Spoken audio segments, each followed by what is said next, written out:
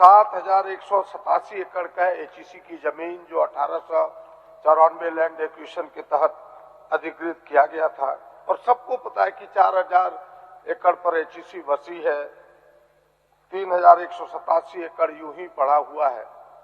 उसके लेकर के हमारे उपनेता विधायक राजेश कश्यप जी ने इस प्रश्न को लाया है, और उनके उत्तर हमारे सरकार की ओर से जो उत्तर संकल्प आए हैं वो हमारे हाथ में। अध्यक्ष महोदय, मैं केवल 2-3 बातों से सरकार के ध्यान में लाना चाहता हूं सदन का, कि जब लारा एक्ट आया 2013, भूमि अधिग्रहण 2013, तो अध्यक्ष महोदय 2013 के 24 में यह लिखा हुआ है, केवल 24 का जो उनका धारा है, कि जब यह लारा एक्ट आ गया तो 1894 एक्ट की सारी चीजें इसमें समाहित हो गई। यानी अब जो जमीन अधिग्रहित 1894 से भी हुआ, उस पर 2013 का एक्ट ही काम करेगा। पहला तो ये। दूसरा, अध्यक्ष महोदय, इसके बाद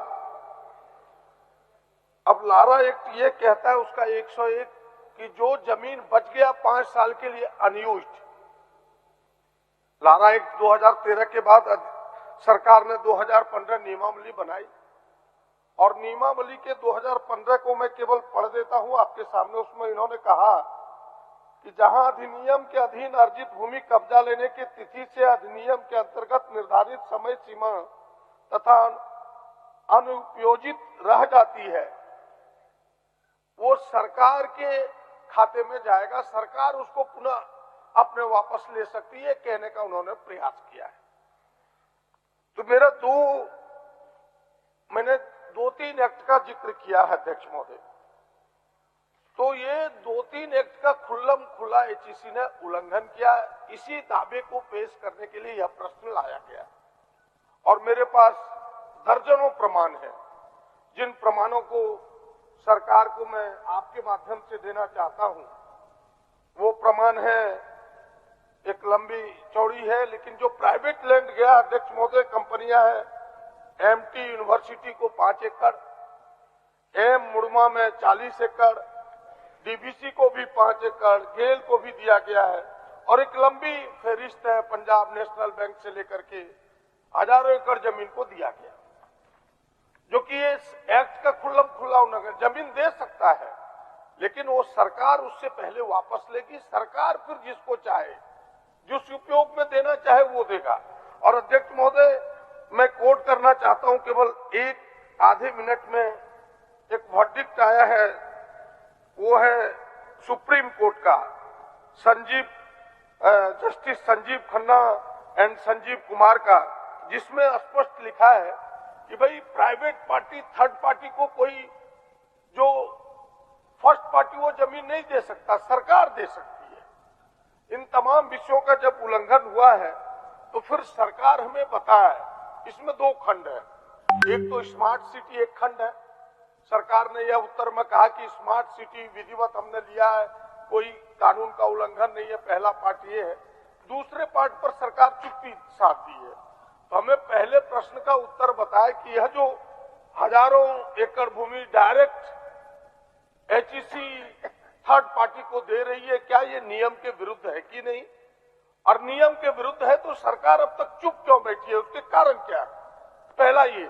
फिर मैं स्मार्ट सिटी पर एक पंक्ति पूछूंगा, फिर वापस अपने प्रस्ताव को लूंगा। अध्यक्ष, माननीय मंत्री जी। माननीय अध्यक्ष महोदय, एचईसी को लेकर के जो माननीय सदस्य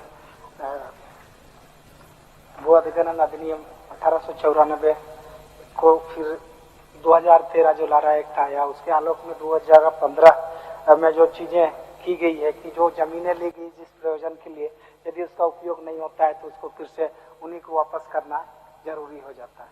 और जहां तक एचईसी वाला मामला में 2-3 चीजों का इन्होंने जिक्र किया कि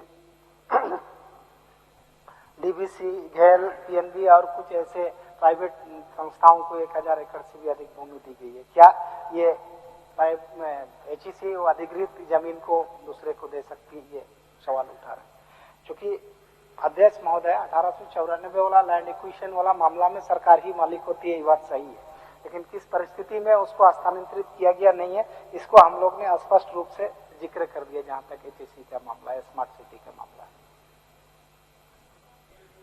महोदय, स्मार्ट सिटी को तो आपने स्पष्ट किया है। मैंने पहले ही कहा कि आपने स्मार्ट सिटी को कहा कि किस परिस्थिति में जमीन आपने ली है। हम कह रहे हैं और जो प्राइवेट पार्टियों को उन्होंने जमीन दी है, इसके बारे में सरकार क्यों चुप है? मैं पहला तो प्रश्न ये कर रहा हूं, अभी दूसरे प्रश्न पर आया कहां हूं? आप तो फिसल के वहां चले जाते हैं।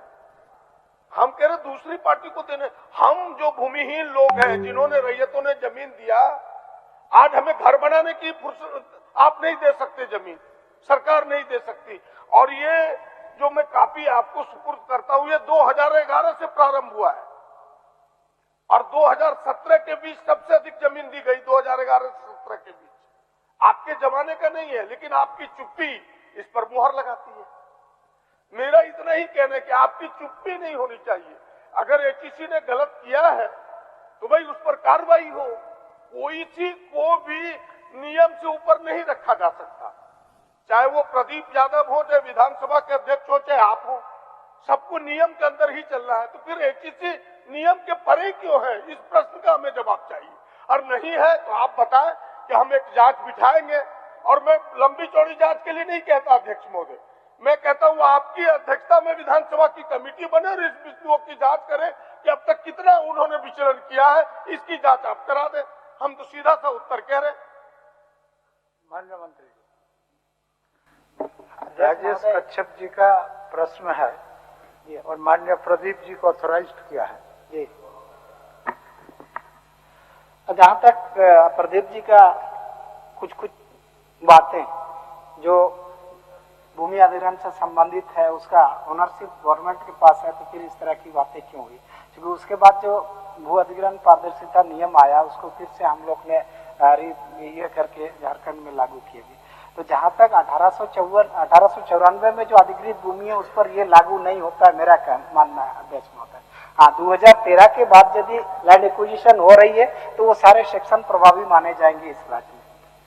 तो यदि 2013 के बाद इस तरह की एक्विजिशन की जमीन पर उस तरह का कोई प्राइवेट ओनरशिप लेकर के खरीद बिक्री कर रहा है तो उस पर तो निश्चित रूप से कार्रवाई होगा अध्यक्ष महोदय।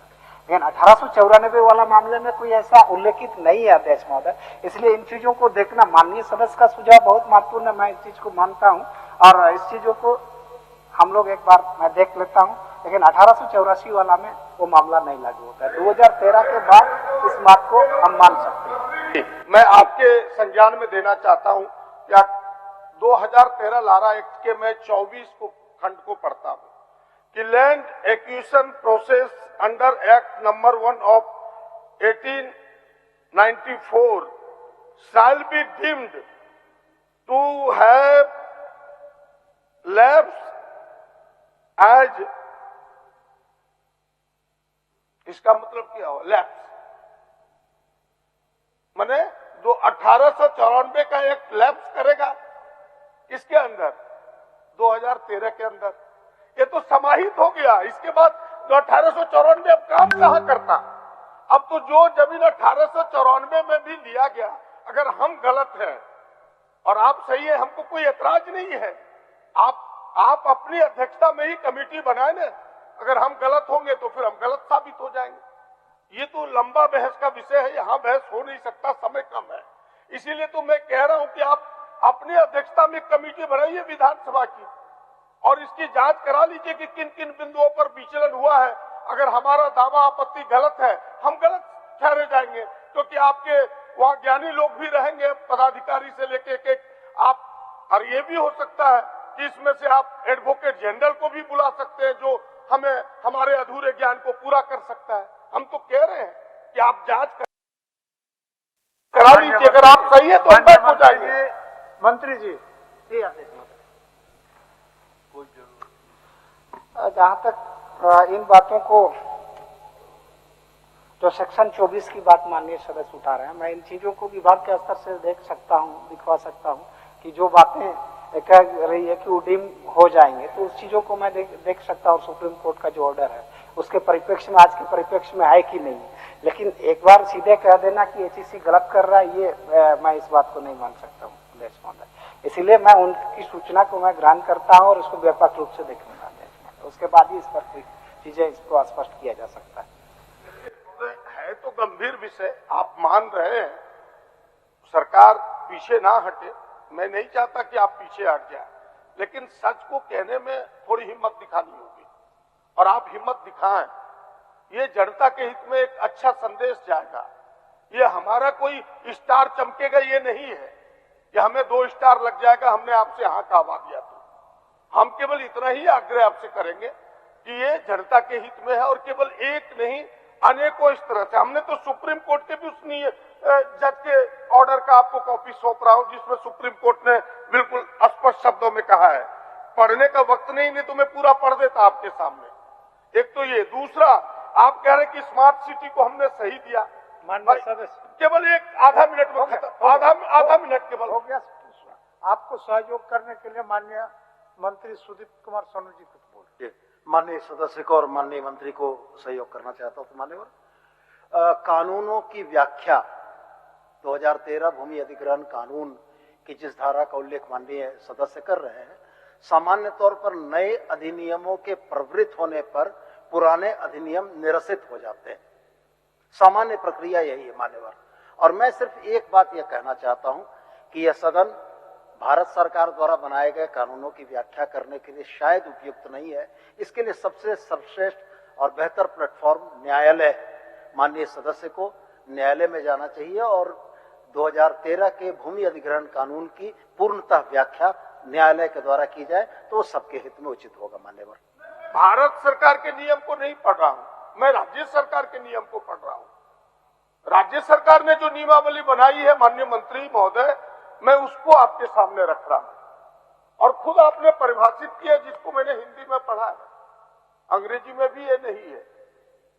मैं आपको ये नहीं कह रहा हूं, मैं तो कह रहा हूं कि सामान्य रूप से यह जो आशंकाएं बार बार उत्पन्न होती है, पूरे राज्य में भ्रम की स्थिति है, रैयतों में गुस्सा है कि एचईसी मेरी जमीन फटफाटी को दे रहा है, इस भ्रम को हटाने में कमेटी बनाने में क्या ऐतराज है? आप अगर नहीं मेरी अध्यक्षता में चाहते, आप अपने चीफ सेक्रेटरी की अध्यक्षता में बना दें। प्रदीप जी, माननीय मंत्री जी,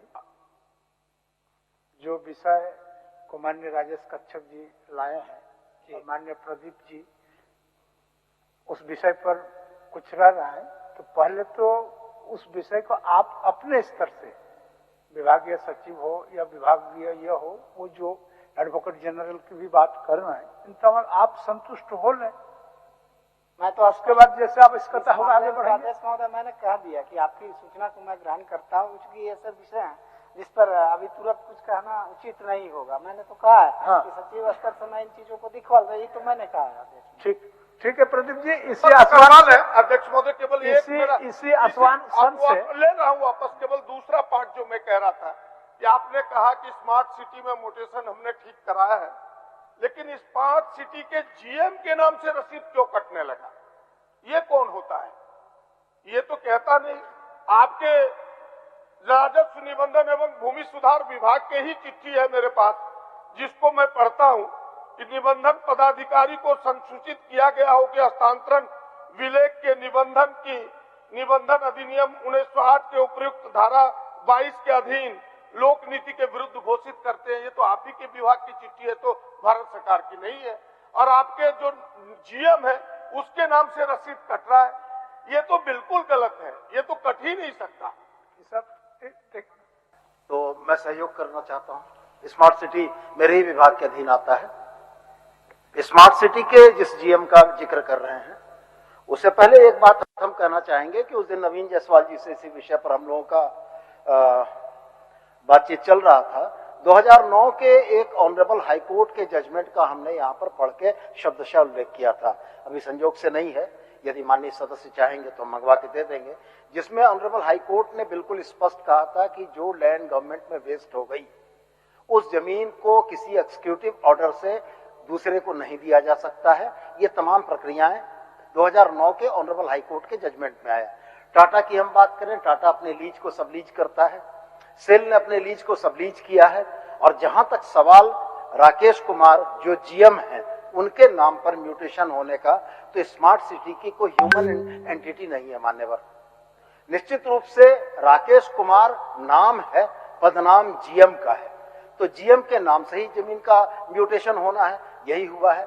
मान्यवर, मेरा इसमें स्पष्ट यही कहना है कि तमाम कानूनी प्रक्रियाओं का अनुपालन करते हुए इन चीजों को किया गया है। इसलिए मेरा तो यही आग्रह होगा। मैं माननीय राजस्व मंत्री को थोड़ा सहयोग कर रहा था, चूंकि स्मार्ट सिटी मेरे अंडर में आता है, उनके पास पूरी जानकारी नहीं होगी। प्रदीप जी, माननीय मंत्री जी, अंतिम में ये आपने इस स्तर से इसको जचवा लीजिए। लाइव लगातार के वीडियो को लाइक करें, सब्सक्राइब करें और बेल आइकन को दबाना न भूलें।